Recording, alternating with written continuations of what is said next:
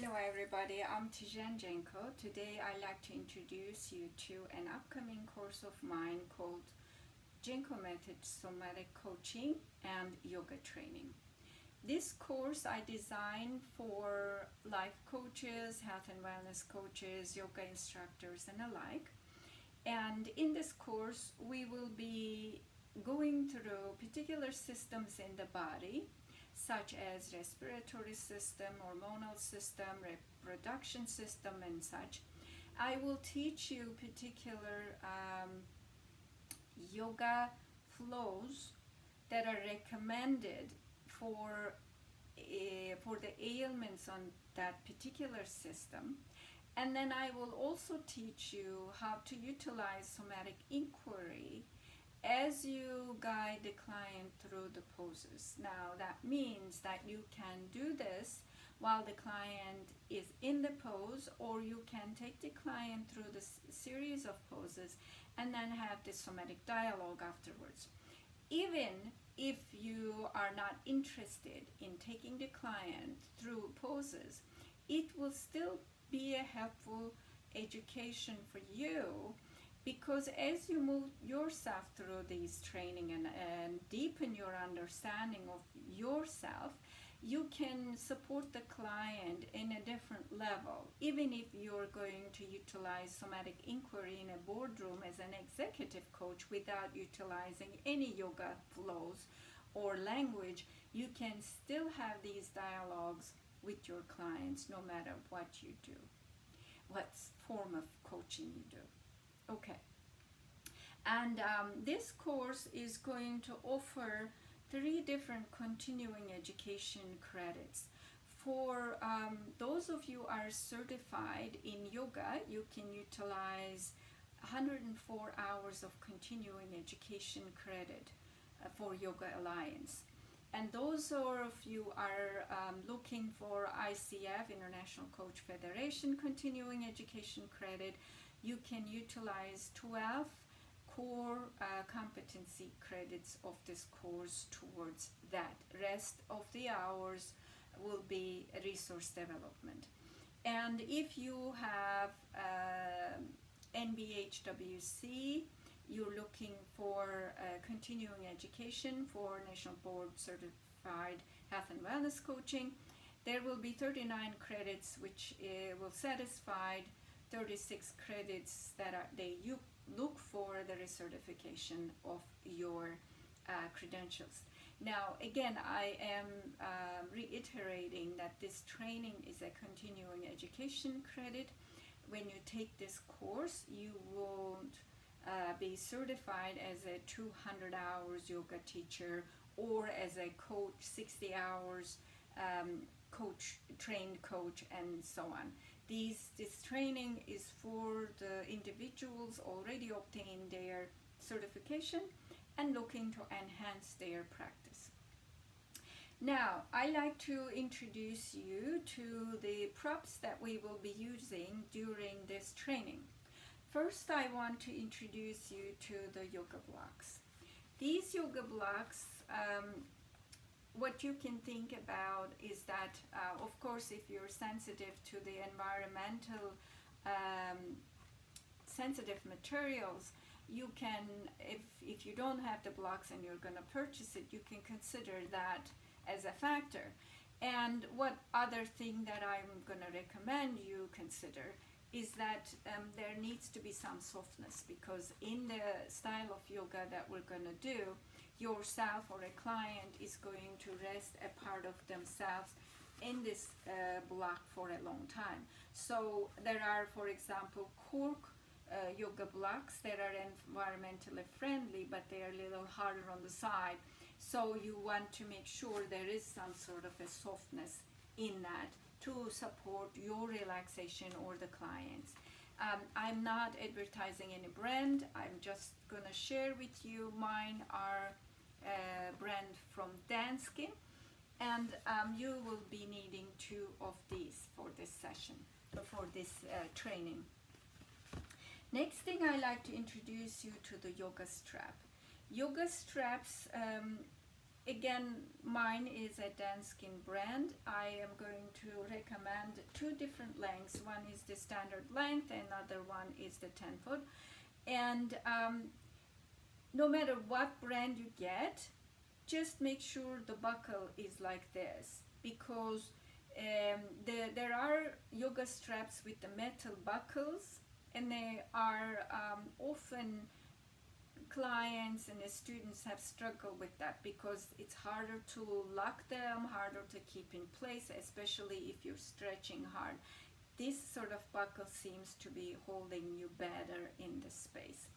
And the second strap I will share with you, it's a brand called Hugger Mugger. It's more expensive brand, and I like this for the longer strap because you can easily open it like this and lock it. It locks much better, like the seat belt, and then it's easier to adjust when it's locked. So for the longer one, at least, I recommend this sort of structure. But if it's too expensive for you, you can use the other sort of the belts. Okay. Next thing, I'm going to introduce you to a yoga towel. Now, during my practice, my hands and feet can get sweaty, and for that, I actually use yoga gloves and socks to hold on to my mat. The yoga towel I'm recommending isn't for you necessarily, unless you prefer that. I recommend this for your client if you're not going to hold virtual sessions. I don't necessarily like sharing my mat, so for me, I have a separate mat for the client, and then I place this yoga towel over that mat. It's easier for me to clean it after the client leaves, so that my yoga props and room always hygienic. So that's for that. And you can use any kind of towel. It doesn't have to be yoga towel. Just make sure it's a long one to cover the mat. Okay. The next thing is the blanket. I'm going to recommend 3 blankets or 3 blankets for this session. Now, again, the yoga blankets are like this. Normally, they are cotton.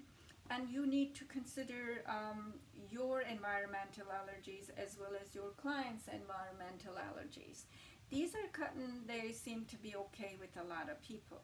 Yet they're not as soft, especially if you're going to rest your face on it. So it's okay to put it under your hips, but if you're going to put your face, that's not as soft. So if you have other blankets that are softer in the side, you can use that. Doesn't have to be yoga blanket. You can use any blanket that you like. Good. The next thing I like to share with you are the pillows. We're going to need about 2-3 pillows. And again, you can see that I'm kind of very much interested in keeping everything hygienic. So what I have in these pillows are the pretty much regular pillows, and then 2 airline pillows that keeps you comfortable so that you can adjust things and morph things easier, just to give the full relaxation to yourself and the client. And then these covers, I bought them from Amazon. They come in a pack of 4. They're cotton. They're going to be okay for most people. They're softer on the side, and then every time the client leaves or you use it, you can wash it, no problem. And the final thing I'm going to show you is the yoga bolster. These bolsters I got from yogadirect.com. You can actually, you don't need to be having a full-blown business or purchasing in wholesale quantities to purchase things from them, but you can get it from anywhere. What I want to show you is the practicality things. These are rectangular bolsters. no matter where you get, make sure that they have handles on both sides. Often what I see is that the people get the bolsters with one side of the handle. If you're stacking them and then to stack the other way, it's harder to pull it out. So get the ones with the two straps on each side. And the next thing, obviously, you're gonna wanna have a zipper so that you can take the cover out and wash it when you need it. You're gonna need two of these. Okay. All right, so that covers the props. Then let's talk about what are you gonna need as the course material. In this course, we will be mainly using two books. One of which is our main book, is going to be BKS Iyengar's Yoga, the Path for Holistic Health. These, most of the flows that we will be learning and using are going to be from this book, with certain alterations that I do and add into the flow. Okay, so, and I don't care which edition that you get. You don't have to pay the most expensive edition price. You can get any editions. What I have here, do I have the edition here somewhere? I think they're listed on my materials that I'll be posting. So this is that. The second book we will need is the Inside Yoga by Sarah Powers, and this has a lot of the yin yoga flows. We will be incorporating some of these into the our training. Now, three other books that we will be referring to. One is with Barbara Brennan called Hands of Light. I will recommend that you read this book before the training if possible. That informs you about human energetic anatomy, so as the book called Subtle Body by Cindy Dale. This also is a comprehensive textbook about subtle structures that involves the human beings. Okay, and then the final book, that is the little tiny one, is a very helpful one by Louise Hay, called Heal Your Body, and we will also be referring to this book time to time.